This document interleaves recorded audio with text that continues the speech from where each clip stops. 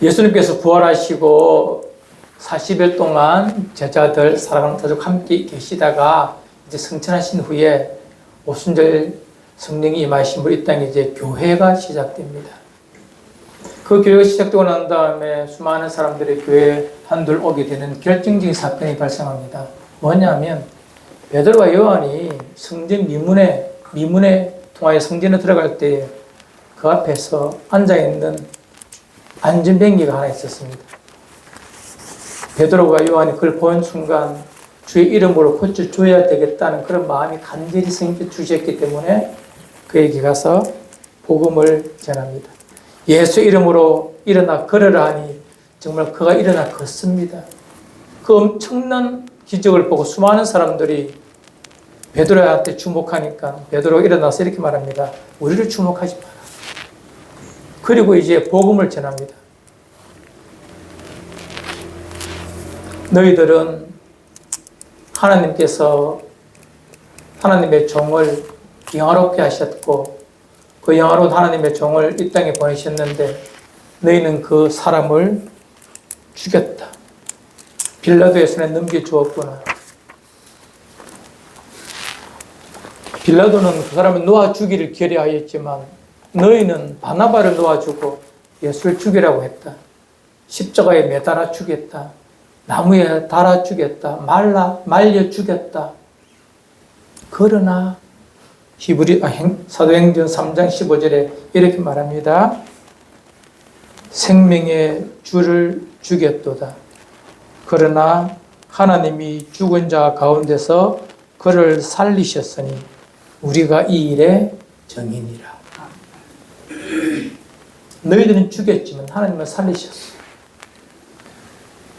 부활하신 주님 우리가 만났기 때문에, 보았기 때문에, 그분과 40일 함께 있으면서 부활의 모습을 보여주셨기 때문에 우리는 부활이 분명하다. 이 부활의 증인이다라고 말하면서 이제 예수가 메시아임을, 구원자임을 끊임없이 전하는 일을 시작합니다. 이 일이 지금까지 계속되고 있어요. 지금부터 141년 전에, 언제요? 141년 전에 1885년에 어제가 똑같은 4월 5일 날 그날이 부활주일이었습니다. 똑같은 날입니다. 부활주일 날 4월 5일에 인천, 그때는 제물포라고 말하죠. 제물포항에 세 사람이 외국인이 내립니다. 아펜젤레 부부와 은도드라는 3명의 젊은 사람이 내립니다. 그리고 그들이 이 땅에 공식적으로 선교사로 첫 발을 내딛게 되죠.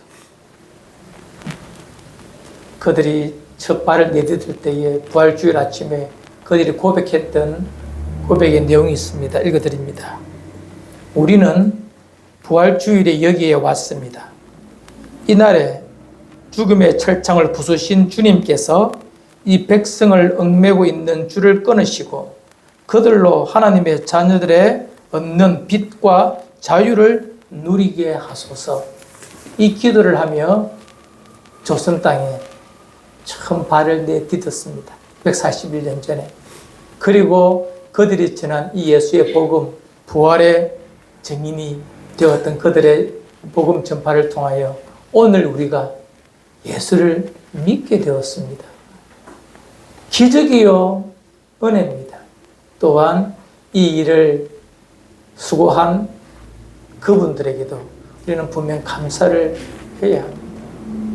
지금 공동체가 시작되면서 증인과 종의 삶을 사는 공동체를 지향하며 3년 5개월 동안 달려봤는데 여러분, 증인이 뭐냐면 복음의 증인입니다.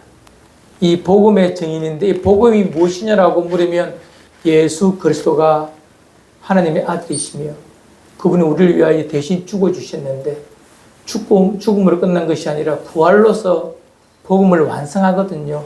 이 세 가지 사실을 믿을 때에 우리는 예수 그리스도를 믿는다라고 말할 수가 있는 것입니다. 1세기에 지금 2000년 전에 예수님 오시기 전에 이 유대 땅은 참으로 가난과 슬픔의 땅이었습니다.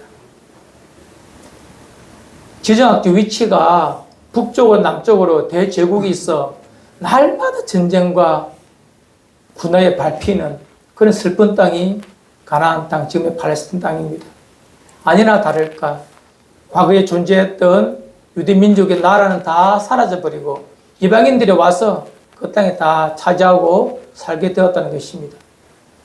우리가 세계사에 잘 알고 있듯이 그리스라는 나라가 전 세계를 지배할 그때에 그리스가 멸망하고 그 지역을 나누어 통치하게 되는데 북쪽은 셀루쿠스, 남쪽은 포톨레미라는 사람들이 그 나라가 존재합니다. 북쪽에는 셀루쿠스가 끊임없이 유다에 이 팔레스타인에 와서 수많은 사람들을 괴롭힙니다. 그때도 이미 성전이 있긴 있었습니다. 어떤 성전이냐면 이 솔로몬이 지은 성전이 무너지고 난 다음에 그 땅에 또다시 성전이 두 번째 성전이 만들어집니다. 그 성전이 만들어지고 좀 훨씬 작고 초라하죠.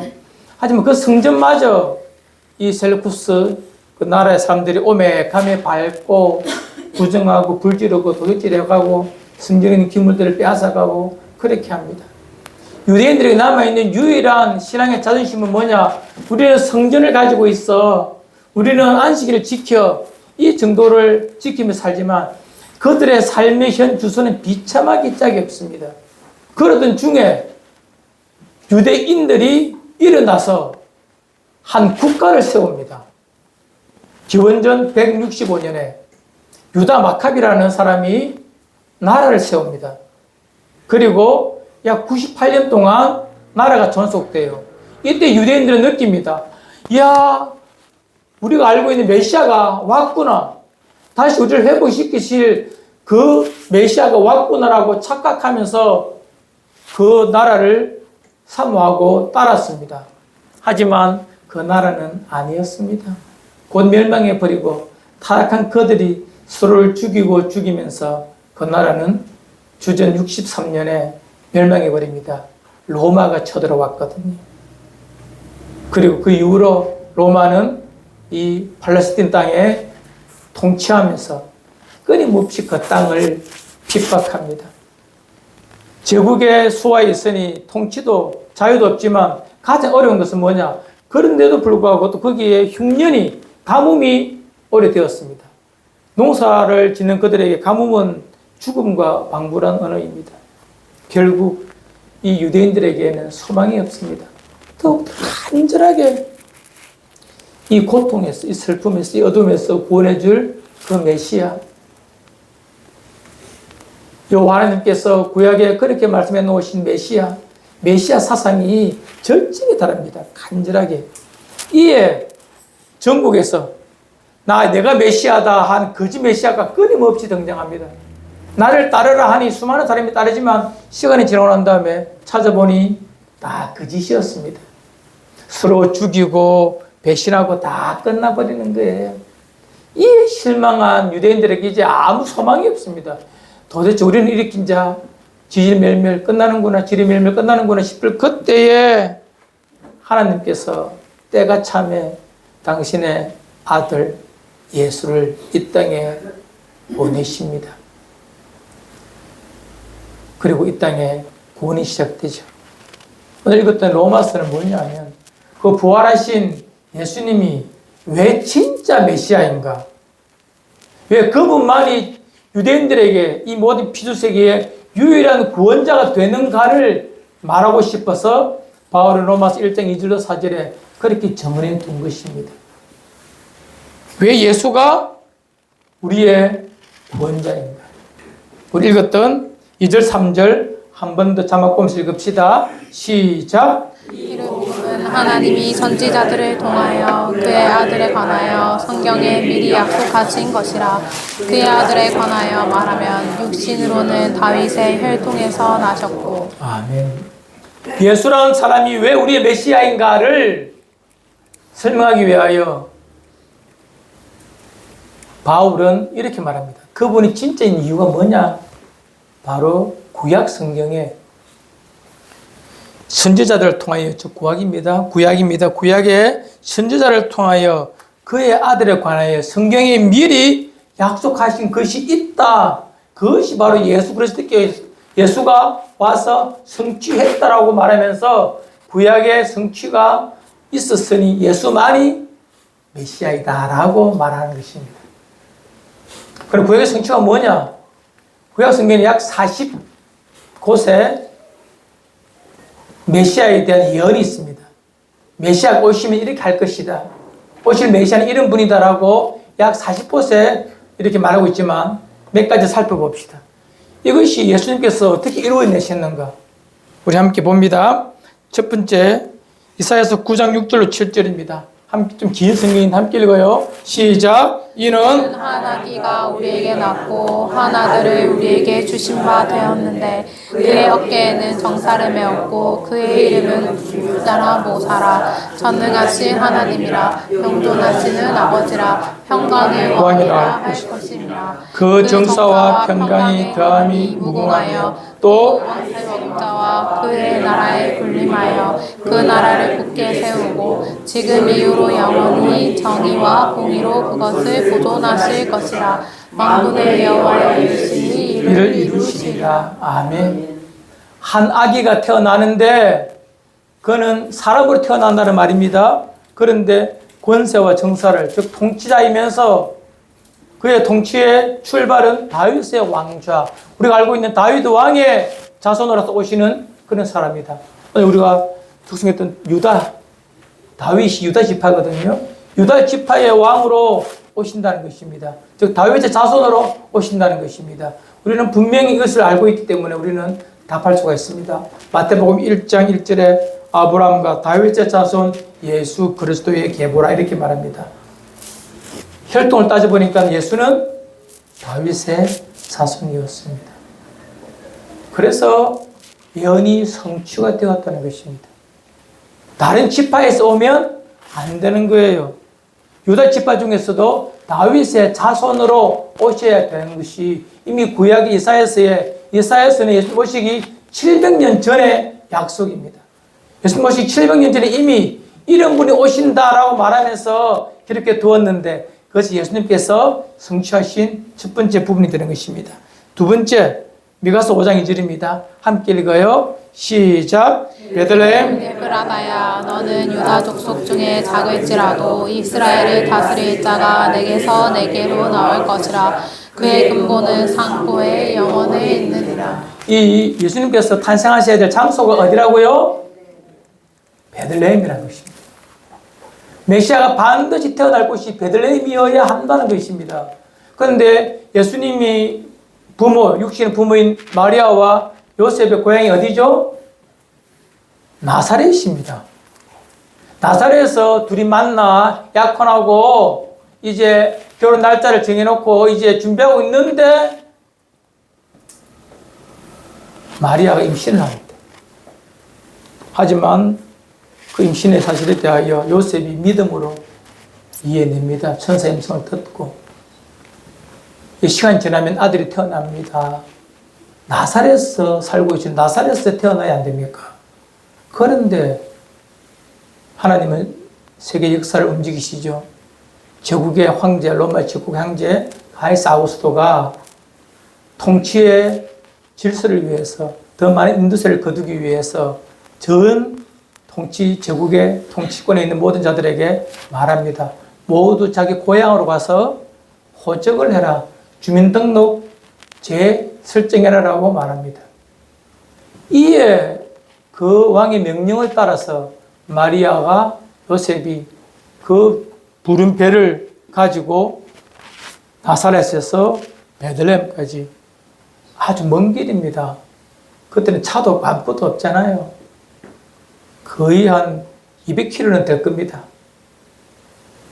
150km 정도 길로 가면 어쨌든 간에 그 먼 길을 며칠 걸려서 내려오게 됩니다.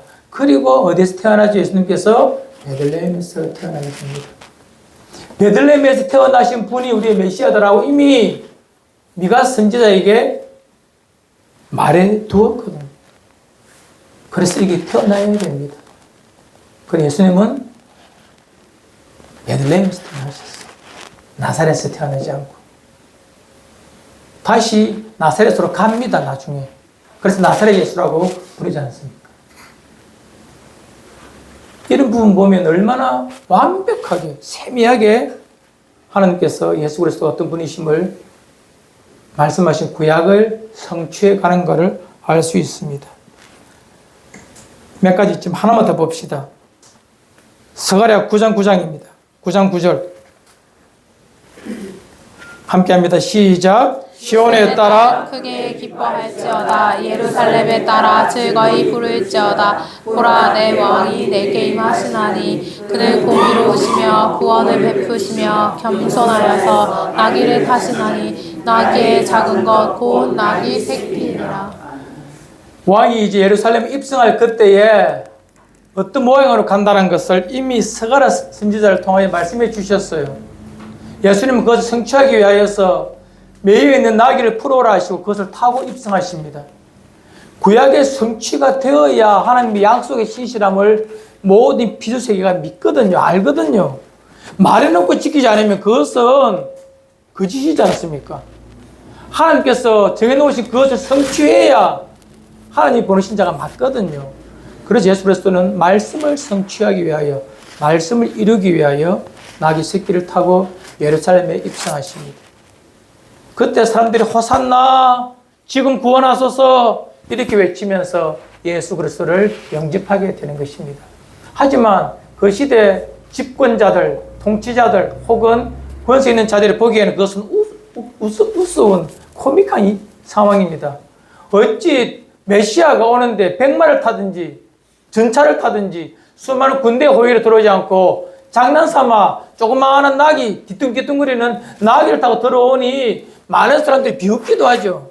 하지만 이 말씀을 알고 있는 자들에게 그 모습은 메시아의 입성이 분명합니다. 그래서 사람들이 종려나무를 들고 옷을 깔고 그의 오심을 환영하는 자들도 있습니다. 제가 많이 줄였습니다. 8가지 다 하려다 그냥 3가지만 했는데 여러분들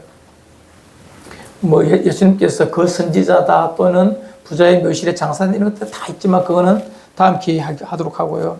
어찌되었든 구약의 예언의 성취를 통하여 예수 그리스도가 바로 그 우리 유일한 구원자가 된다라고 바로 말하고 싶은데 여기서 끝나는 것이 아니라 더 나아가 오직 유일한 구원자가 될 수 있는 길이 뭐냐면 4절입니다.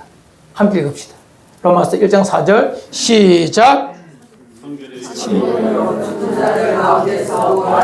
능력으로 하나님의 아들로 선포되셨으니 곧 우리 주 예수 그리스도시라. 죽은 자들 가운데에서 부활하사 능력으로 하나님의 아들로 선포되셨으니 이 부활 때문에 예수가 분명히 인류의 구원자요 유대인들이 그렇게 기다렸던 메시아가 맞다라고 선언하는 것이 뭐라? 부활 사건입니다. 이 부활을 제자들이 다 보았잖아요. 그래서 정인되면서 살았잖아요. 이 부활 사건이 얼마나 강력했으면 이 부활을 경험한 제자들은요, 이 부활에 정인되면서 넉넉히 자기의 생명을 순교의 제물로 바칩니다. 왜? 너무나 위대했기 때문에. 너무나 엄청난 일이기 때문에.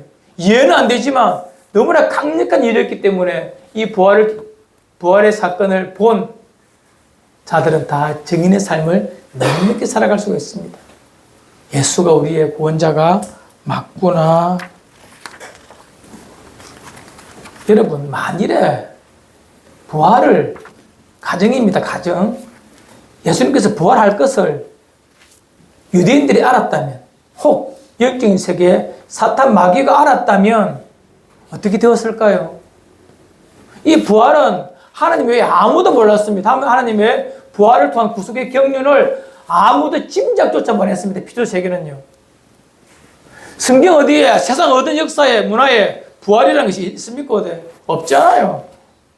하나님의 지혜 속에 있는 부활의 이 역사 사건을 만일에 사탄이 알았더라면, 로마 제국의 유대인들이 알았더라면 어떻게 했을까요? 예수 안 죽입니다. 십자가에 못 박아 안 죽입니다. 왜? 부활이 나타내는 그 영광을 알기 때문에. 하지만 아무도 몰랐어요. 그러니 사탄은 유대인들의 마음과 로마 군인들의 마음을, 빌라도의 마음을 까불어서 들추어서 예수를 십자가에 못 박아 죽임으로 유대인들에게는 저주받은 자, 하나님께 저주받은 자로 취급해버리고 로마 제국의 반역자로 죄명을 씌워서 나무에 달아 죽여버렸어요. 그런데 만일에 죽어서 끝나버렸으면 예수님은 그 이전에 있던 수많은 거짓 메시아와 똑같은 인물밖에 안 됩니다. 왜? 수많은 자들이 따르지만 결과가 없잖아요. 하지만 부활을 통하여서 그가 다시 살아났다는 것. 이것은요, 예수님께서 죽었을 때의 그 죽음이 유대인들과 로마 제국이 말하는 그 죄 때문에 죽은 것이 아니라는 사실입니다. 살아나셨기 때문에. 두 번째는 뭐죠? 이 예수님의 죽음이 죄인을 구원하기 위한 대속의 죽음이었다. 약속하신 말씀처럼 인자가 온 이유가 뭐냐? 자기 자신을 대속물로 주기 위해서 오셨다는 그 말씀을, 스스로 하신 말씀을 성취하기 위하여서 예수님은 부활하셨거든요. 이제 제자들은 깨닫습니다. 예수님은 나의 죄 때문에 십자가 위에 죽으셨구나. 그러니 이 사실을 알고 있는 부활의 목격자들은 견딜 수 없는 거예요. 이게 진짜구나. 이것이 하나님께서 인류를 구원하시기 위한 구원의 방법이셨구나. 이걸 알았기에 이제 이 부활을 경험하고 알고 있는 보았던 자들은 일생 부활의 증인으로 넉넉히 살아갈 수가 있는 것입니다. 여러분, 부활은 잘 안 믿어집니다. 안 믿어져요. 얼마나 이것이 어려운 일이라면, 이런가 하면, 부활의 아침에 막달라 마리아가 300데나리온을 가지고 예수님의 장례를 준비했던, 몸에 발랐던, 향유를 발랐던 그 막달라 마리아가 죽은 예수님을 시체에 향을 바르기 위하여 아침 일찍 올라가지 않습니까? 안식일 지나고 첫날에. 그런데 무덤이 열려있어요. 들어가 보니까 없어요. 이미 살아나셨어요. 그리고 나오는 길에 동산직을 만나는데 그분이 예수님인 걸 모릅니다. 왜? 변형된 모습이기 때문에. 부활 전과 부활체는 다르기 때문에. 이에 예수께서 자기 자신이 예수님이심을 보여주시고 말씀해 주시고 가서 제자들에게 말하라고 합니다. 이에 막달라 마리아가 쫓아가서 제자들에게 말합니다. 우리 예수님 살아나셨다고. 그런데 뭐라고 말하고 있습니까? 마가복음 16장 가면 제자들이 믿지 않더라. 3년 6개월 동안 주님은 공식적으로 제자들 앞에 내가 예루살렘에 올라가서 핍박수고 받고 죽고 다시 제3일에 살아나리라고 말씀을 그렇게 하셨지만 제자들은요, 부활 자체를 말씀은 들었지만 믿지를 못해요. 왜? 상상도 못하는 일이기 때문에. 못 믿는 것입니다. 지금도 똑같습니다. 그리고 또 제자들에게 누가 전해줍니다. 누구냐니까 이 엠마가로 가는 예수님의 제자가 있습니다. 여기 12제자 말고 다른 제자겠죠? 그 제자들이 길가에서 예수님을 만납니다. 부활체가 돼가지고 잘 알아보지 못합니다. 하루 종일 자기 집까지 엠마까지 가면서 이야기할 때도 모르지만 집에 도착해서 음식 먹을 때 떡을 뜯으실 그때 보면 예수님이심을 확인합니다. 이에 놀라서 이 엠마로 두 제자가 다시 예루살렘에 올라와서 제자들에게 외칩니다. 우리 예수님 살아났다고, 부활했다고, 약속대로. 그래도 제자들이 안 믿습니다.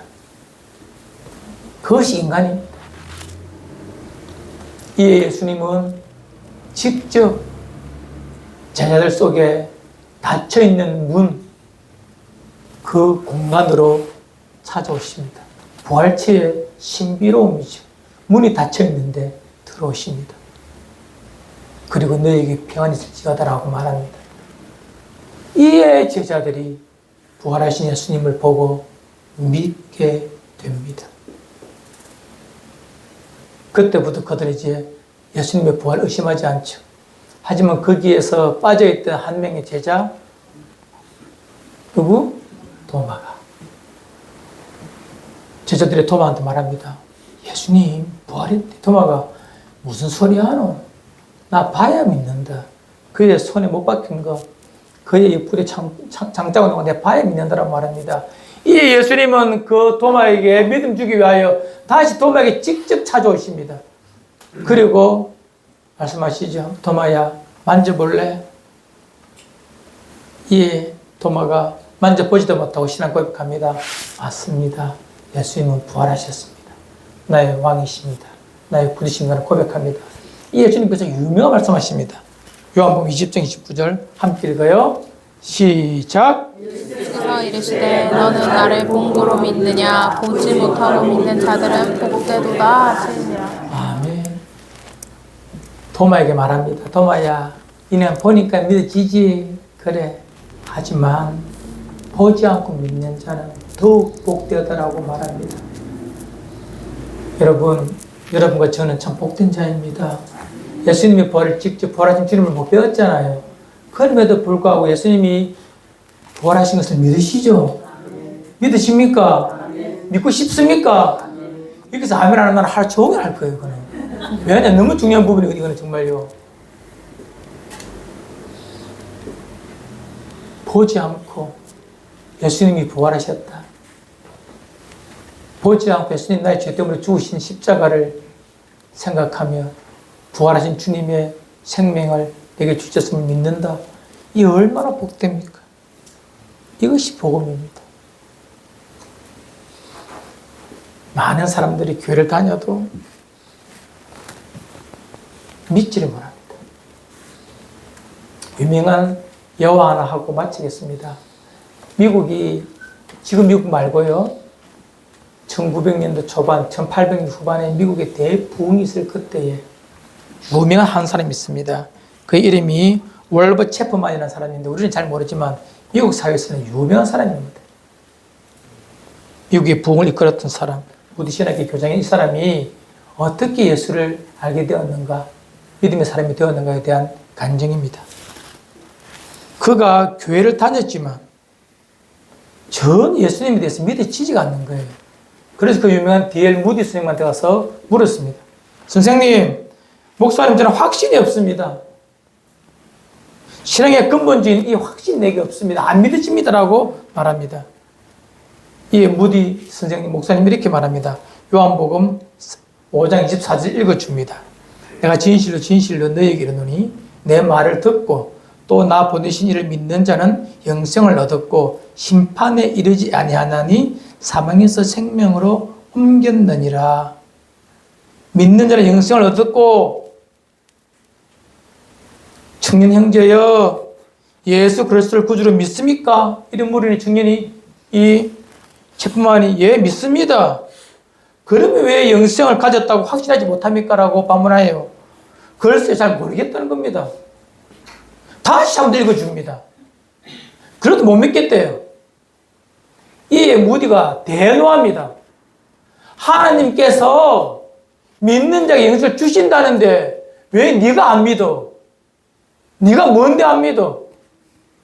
이렇게 말하는 거예요. 이 논리를 안 맞는 것처럼 보이지만 여러분 곰곰이 생각해 보십시오. 여러분이 믿든 안 믿든 예수님은 부활하셨습니다. 믿고자 하는 마음이 있습니까? 그럼 믿어버리십시오. 그때부터 예수의 부활이 나의 부활 되는 것입니다. 의심이 다 일어납니다. 왜? 아까 말씀을 드렸잖아요. 부활이라는 사건은 피조 세계는 상상도 못하는 일입니다. 인간 세계와 인간의 문학과 사상 속에는 존재할 수 없는 하나님의 특별하고도 독특하시고 탁월한 지혜 속에 나타나는 구원의 경륜입니다. 그래서 피조 세계는 부활을 믿을 수도 없고 이해도 못합니다. 하지만 예수가 말합니다. 나는 부활이요 생명이니 나를 믿는 자는 죽어도 살겠고 물에 살아서 믿는 자는 영원히 죽지 아니하리라. 이것을 내가 믿느냐라고 물으십니다. 믿으면 되는 것입니다. 한낱 피조물이 내 머릿속에 이해가 된다 안 된다 이것 가지고 논할 게재할 그런 상황이 아니라는 것입니다. 기독 2000년은 이것을 알고 믿는 자들에 의해서 만들어진 위대한 그분의 히스토리, 역사입니다. 이제 그리스도인이 된 우리 그리스도의 십자가의 죽음과 부활을 믿고 있는 우리에게 이제 하나 딱 정해진 것이 있습니다. 중요한 삶의 가치관입니다. 노력이 필요합니다. 우리가 열심히 살아야 됩니다. 하지만 그보다 더 중요한 것이 있습니다. 뭔지 아십니까? 신뢰하는 것입니다. 말씀을 신뢰하는 것입니다. 어쩌면 노력보다 더 중요한 것은 말씀에 대한 신뢰입니다. 우리 신뢰도 믿음에 노력이 있어야 되겠지만 말씀 빠진, 믿음 빠진 노력은 하나님 나라에서는 어찌 보면 nothing, 아무것도 아닙니다. 하지만 믿음에 기초한, 그분이 나를 사랑한다는 그 사랑의 신뢰에 기초한 우리의 노력이라면 하나님이 기뻐하시는, 하나님 앞에 드리는 산제물이 될 것입니다. 너무나 잘 아는 말씀이지만 이 부활의 아침에 함께 나누고 싶어서 이 부활의 능력으로 우리 예수가 우리의 구원자임을 모든 기도 속에 선언하신 그 이유를 함께 나누었습니다.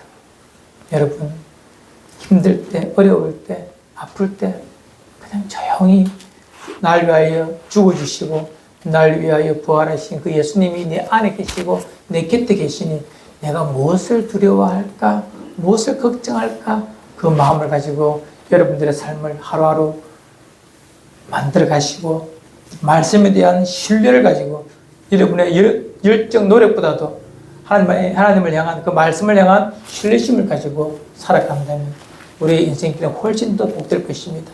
이것이 여러분과 저의 인생 예정이 되기를 주님의 이름으로 축원을 드립니다.